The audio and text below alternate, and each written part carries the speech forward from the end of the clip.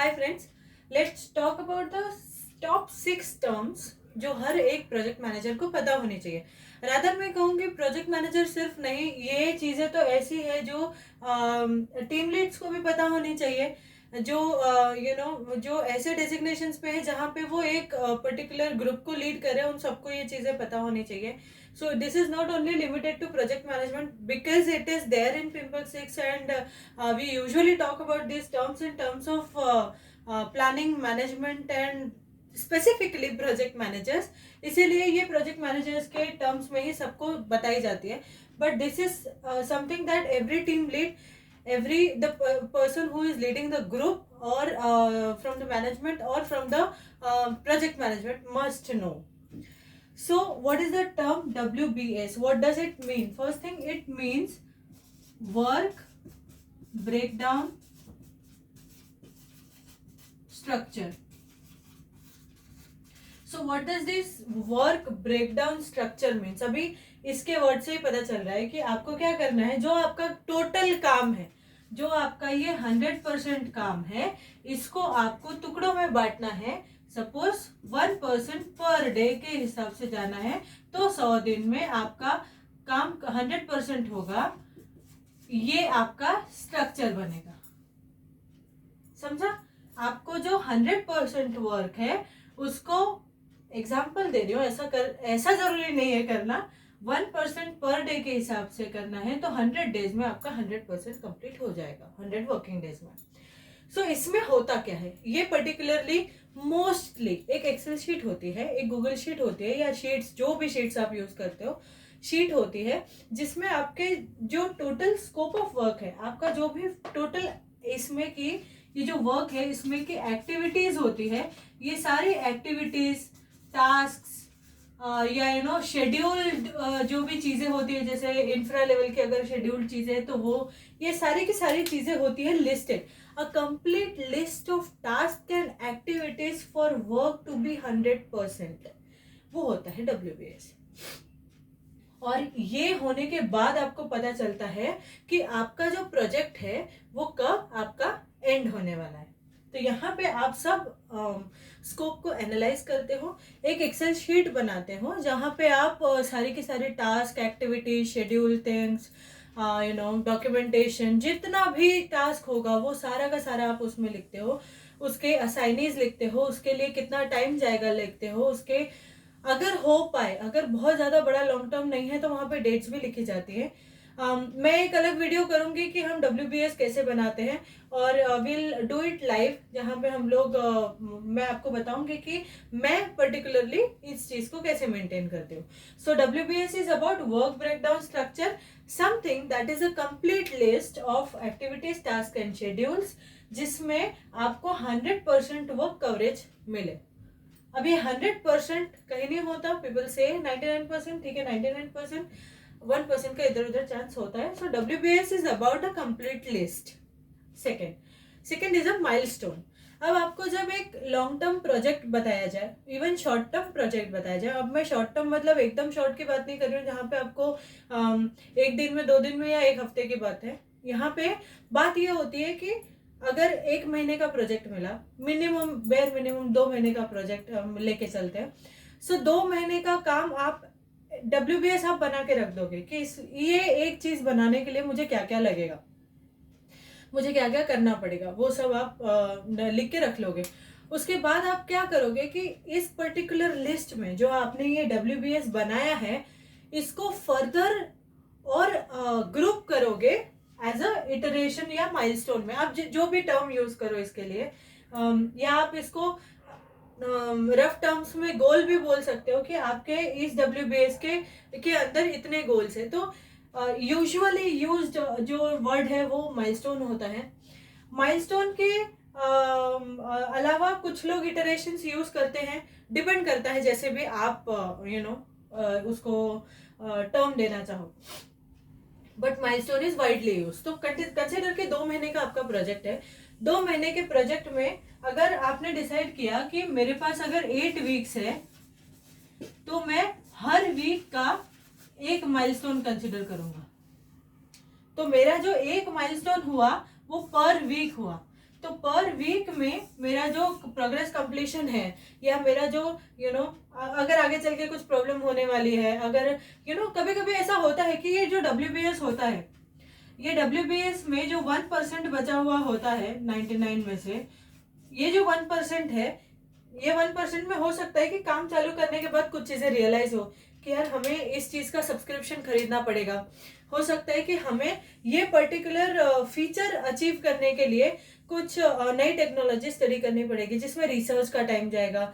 बहुत सारी ऐसी चीजें बाद में पता चलती है, कभी इंफ्रा लेवल की चीजें पता चलती है, कुछ भी हो सकता है। तो हमें ये माइलस्टोन बताता है कि चलो 1 माइलस्टोन कंप्लीट हुआ सक्सेसफुली, सेकंड में थोड़े इम्प्लीमेंट्स आ गए, मैं इसको इशू में डाल के इसमें अपडेट कर देता हूँ।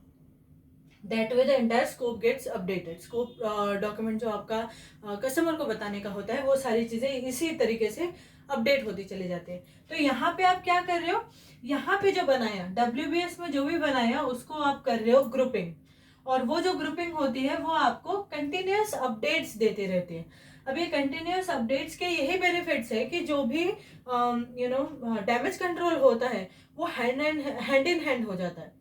मतलब उस चीज के लिए आपको अलग से पूरा प्रोजेक्ट होने के बाद उसमें चेंजेस करो, इसमें चेंजेस करो, इसमें चेंजेस करो नहीं करना पड़ता है। आपको धीरे धीरे ही चीजें पता चलने लगती है कि किस चीज के लिए कितना टाइम लगेगा, कहाँ पे हम फॉल बैक में जा रहे हैं, क्या करना होगा, और क्या क्या डेवलप करना है, क्या अलग प्रोसेस डालनी पड़ेगी, ऐसा क्या करना पड़ेगा कि we are back on track with जो हमने डिसाइड किया था। Then is the Gantt chart. अब ये जो भी था, ये जो WBS है, इसमें हमने क्या बोला, ये this is the complete sheet of task, activities, scheduled activities जो भी आपको करनी होती है इसमें लिस्टेड है। इसमें आपने इसका ग्रुपिंग कर दिया। गैंट चार्ट होता है जहां पे आपको हर एक टास्क का स्टेटस डिफाइंड होता है। वहां पे आपका यहाँ पे ये टास्क, डेट, स्टेटस, प्रोग्रेस, ये सारी चीजें आपको मिलेगी एक गैंट चार्ट में।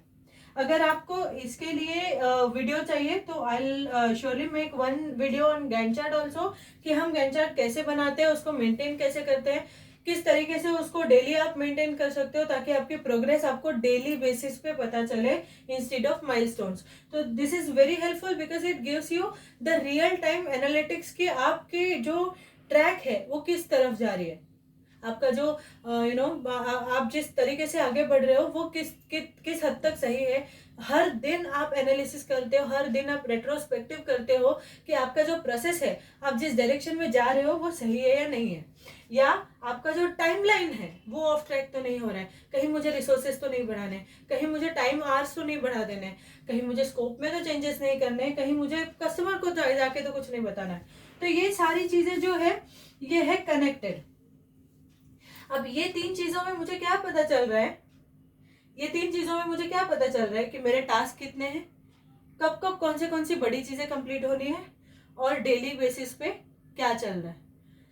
अब ये सब की जो इंफॉर्मेशन है ये बताने किसको है, वो होता है stakeholder. Stakeholder is a internal या एक्सटर्नल, ये कोई भी पर्सन हो सकता है। ये हो सकता है कि एक कस्टमर हो, आपका टॉप मैनेजमेंट हो, या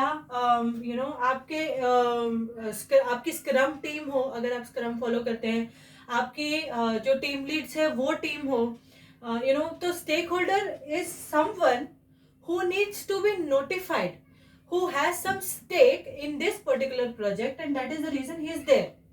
So stakeholder इंटरनल एक्सटर्नल कोई भी हो सकता है, and they are the group of people who are important for this project to be notified about any change, any scope difference, any time difference, anything.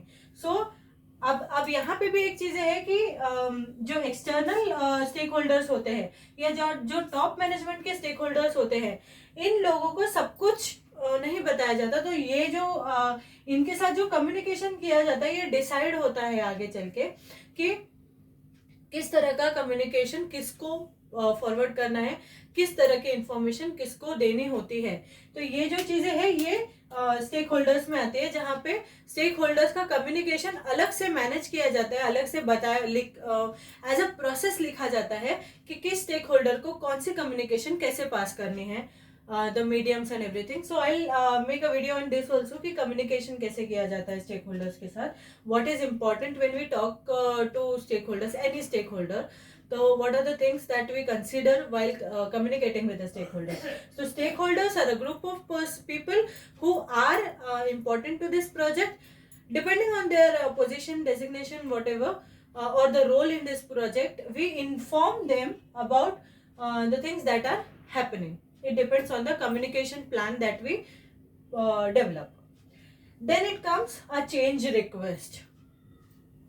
ये सबसे hated term है हर जगह पे, जहां पे भी हम बोलते हैं यार सीआर आया तो एवरीवन गेट्स अच्छा कैसा चल रहा था यार. So change request is something that changes this this this and disturbs this.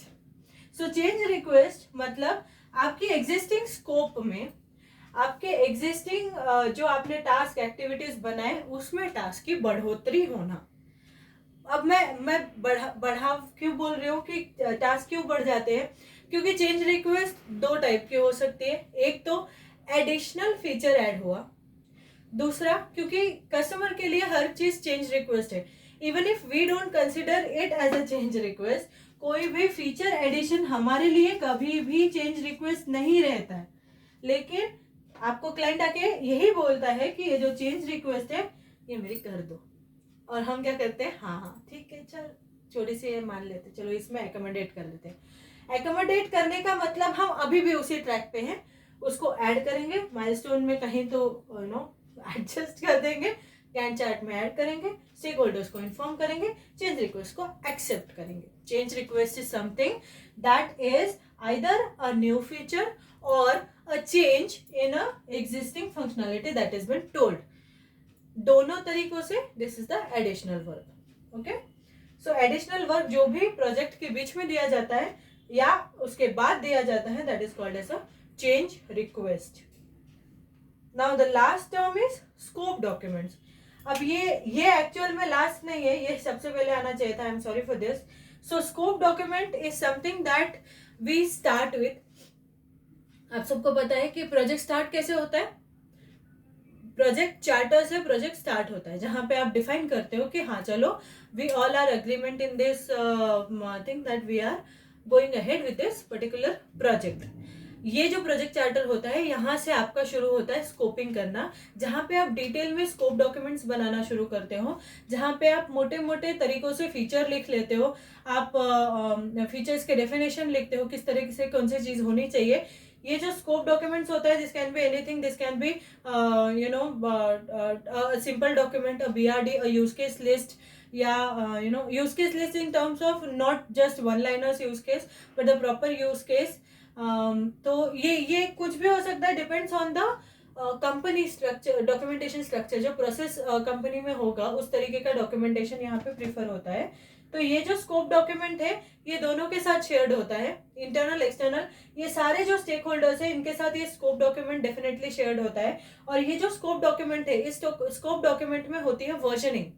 वो जो वर्जनिंग होती है, वो वर्जनिंग मतलब हम जो ये चेंज रिक्वेस्ट ले आते हैं बीच बीच में, वो सारी की सारी एज अ वर्जन इसमें स्टोर होती जाती है कि कौन सी डेट को कौन सी मीटिंग हुई थी, कहाँ पे ये डिस्कस हुआ था कि ये चेंज रिक्वेस्ट आनी थी, किस ईमेल में लिखा था.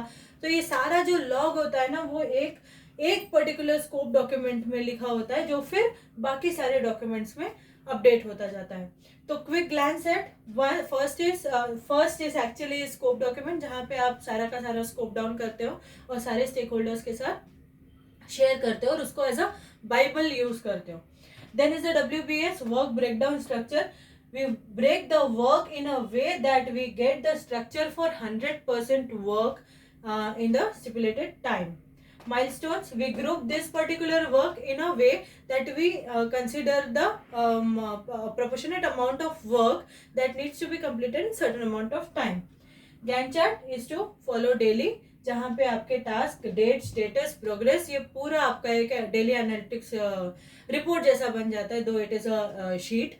और समटाइम्स नाउअडेज तो अभी काफ़ी सारे एप्लीकेशंस है जहाँ पे गैंट चार्ट ऑलरेडी एम्बेडेड होता है, तो वो भी आप यूज़ कर सकते हो. Stakeholders are the group of people, internal external, जो प्रोजेक्ट के लिए इंपॉर्टेंट है और उनको हमें नोटिफाई करना पड़ता है time to time, depends on the communication plan that is planned. Change request is something that disturbs entire thing. So change request can be in a new feature request, or something that changes the work breakdown or the activities, or something that adds the task and activities. And the last one is change request. So these are the terms that are widely used everywhere in the IT industry. सो यहाँ पे title इसलिए PM दिया कि ये PM study में आता है, लेकिन ये हर किसी को पता होना चाहिए कि these are the widely use terms whenever we talk about any kind of project in the IT industry. Thank you so much guys. Stay tuned for more videos.